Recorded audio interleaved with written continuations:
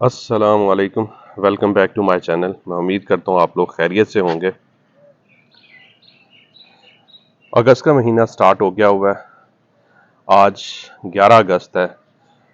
गुलाब Aahista Aahista growth कर रहा है क्योंकि बारिशें हो रही हैं, मौसम भी थोड़ा बेहतर हो गया, टेम्परेचर डाउन हो गया, जिससे गुलाब की ग्रोथ हो रही है।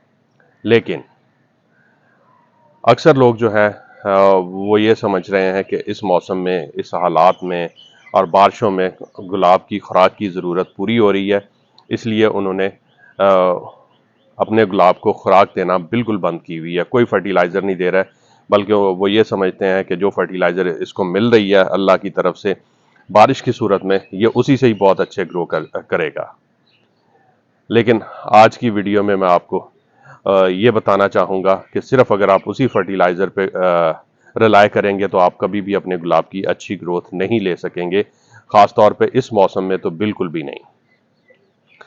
क्योंकि हल्की फुल्की ग्रोथ तो चलती रहेगी, लेकिन जब तक गुलाब की सारी खुराक की ज़रूरियात पूरी नहीं होंगी, जो कि बारिश बिल्कुल भी पूरा नहीं कर सकती, तब तक आपका गुलाब अच्छी ग्रोथ नहीं कर पाएगा। और ये चंद दिन है जिसमें आप अपने गुलाब की ग्रोथ को ले सकते हैं और इसको और हेल्दी बना सकते हैं। अगर आप ये नहीं करेंगे, इसका ख्याल नहीं करेंगे, इसको अच्छी खुराक नहीं देंगे, तो ये ग्रो नहीं करेगा।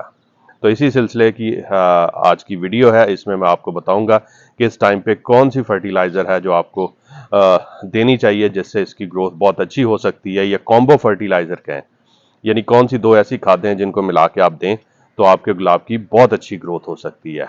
और आज मैं आपको कोई स्पेशल किस्म की फर्टिलाइज़र नहीं बताऊंगा, जो कॉमनली अवेलेबल हैं उन्हीं पे को ही लेके मैं भी यूज़ करूंगा, उन्हीं फर्टिलाइज़र को, और उन्हीं को लेके मैं आपको भी एक्सप्लेन करूंगा कि उसको कैसे देना है और किस तरह देना है और कितनी दफ़ा देना है, ताकि आपके गुलाब की भी अच्छी ग्रोथ हो सके। जैसे आपको नज़र आ रहा होगा, मेरे गुलाब माशाल्लाह हेल्दी ग्रो कर रहे हैं और मैं चाह रहा हूं कि ये थोड़ी और ग्रोथ कर लें, क्योंकि इसके बाद डॉर्मेंसी मैंने इनकी करवानी है, जिसको फोर्स डॉर्मेंसी कहते हैं। वो भी मैं इंशाल्लाह जब स्टार्ट करूंगा तो आपसे डिस्कस करूंगा, क्योंकि उसके बाद फिर प्रूनिंग का प्रोसेस शुरू हो जाएगा और यहीं से रोजारियन एक अच्छी ग्रोथ की एक्सपेक्टेशन कर रहे होते हैं और अच्छी फ्लावरिंग की एक्सपेक्टेशन करना शुरू हो जाते हैं, क्योंकि गर्मियों का मौसम ऑलमोस्ट ख़त्म होने जा रहा है।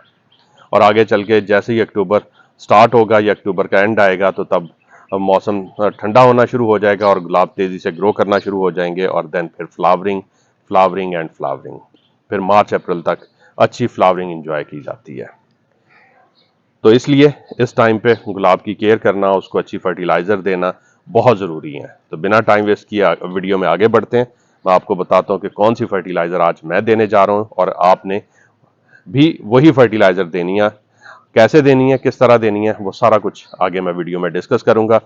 इससे पहले कि मैं वीडियो में आगे बढ़ूँ, जो लोग मेरे चैनल पे नए हैं उनसे रिक्वेस्ट है मेरे चैनल को सब्सक्राइब कर लें, बेल नोटिफिकेशन ऑन कर लें, ताकि इस तरह की इंफॉर्मेटिव वीडियोस जब मैं आगे पोस्ट करूं तो उनको टाइमली पता चल सके और वो उससे फ़ायदा उठा सकें। वीडियो पसंद आए तो लाइक लाजमी कर दिया करें, फ्रेंड्स एंड फैमिली में शेयर भी किया करें, ताकि इन्फॉर्मेशन आगे लोगों तक पहुंचे। और अगर आपका कोई क्वेश्चन हो तो कमेंट्स में पूछा करें। तो चलिए अब बिना टाइम वेस्ट किए फर्टिलाइज़र की तरफ चलते हैं। सबसे पहले मुझे पानी चाहिए, क्योंकि फर्टिलाइज़र को मैं पहले पानी में मिक्स करूंगा और फिर यूज़ करूंगा। और यूज़ भी किस तरह करना है, स्प्रे की फॉर्म में। इस हालत में क्योंकि बेस में अच्छा खासा पानी ऑलरेडी अल्लाह की तरफ से मिल रहा है, तो बेस में देने की ज़रूरत नहीं है, स्प्रे की फॉर्म में यूज़ करें, ताकि ओवर वाटरिंग ना हो पाए और पौधे को खुराक भी मिल जाए और रेडिली अवेलेबल हो जाए और इमीडिएट अवेलेबल हो जाए, जिससे वो अपनी ज़रूरत को पूरा करके अच्छी ग्रोथ कर सके। तो सबसे पहले ये मैंने स्केल ले लिया है। तो जो पहली फर्टिलाइज़र मैं लेने जा रहा हूँ, पहले मैं स्केल को ऑन कर लूँ, फिर मैं आपको बताता हूँ। जी, ज़ीरो आ गया स्केल पे। तो सबसे पहली फर्टिलाइज़र जो मैं लेने जा रहा हूँ वो है NPK 20-20-20। मैंने पहले बताया कि कॉमन फर्टिलाइज़र मैं इस्तेमाल करूंगा, कोई स्पेशल फर्टिलाइज़र नहीं इस्तेमाल करूंगा, ताकि जो लोग हैं उनको आसानी से ये फर्टिलाइज़र मिल सके और वो इसको इस्तेमाल करके फ़ायदा उठा सके। कितनी ले रहा हूँ, ये NPK 20-20 है। इसके कलर पे मत जाएं, ये डिफरेंट कलर्स में आती है। कलर का इसकी जो रिजल्ट्स हैं या इसकी क्वालिटी पे कोई फ़र्क नहीं पड़ता। तो मैंने लेनी है 2 ग्राम पर लीटर के हिसाब से, 20 लीटर के लिए 40 ग्राम मैं लूंगा NPK 20-20।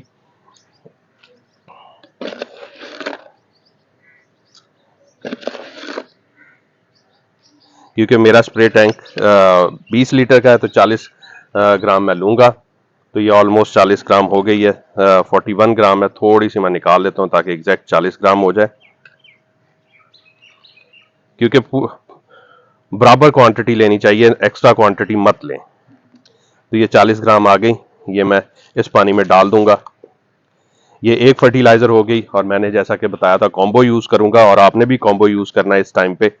तो कॉम्बो में दूसरी चीज जो जाने वाली है वो है माइक्रोन्यूट्रिएंट्स। मैं माइक्रोन्यूट्रिएंट्स जो यूज करता हूं वो मैंने आपको बताया हुआ है कि टर्की की कंपनी के हैं, ऑलीग्रो के।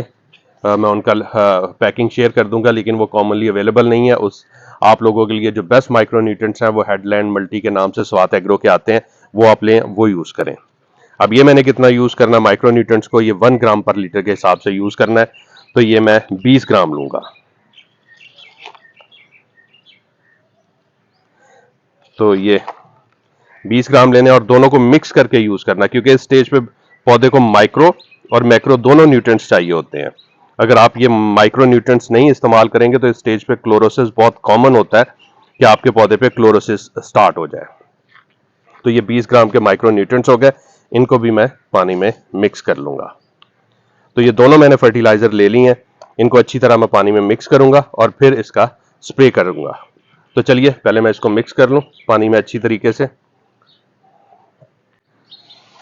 देखिए जितनी देर में मैं ये मिक्स करता हूँ सारी फर्टिलाइज़र, मैं आपको रीज़न बता देता हूँ कि आखिर मैं क्यों यूज़ करने जा रहा हूँ। कुछ तो मैंने यानी एक समराइज फॉर्म में पहले बता दिया, अब थोड़ा डिटेल में समझा दूँ कि पौधा अगर कमज़ोर होगा ना तो वो बीमारियों से भी नहीं लड़ पाएगा।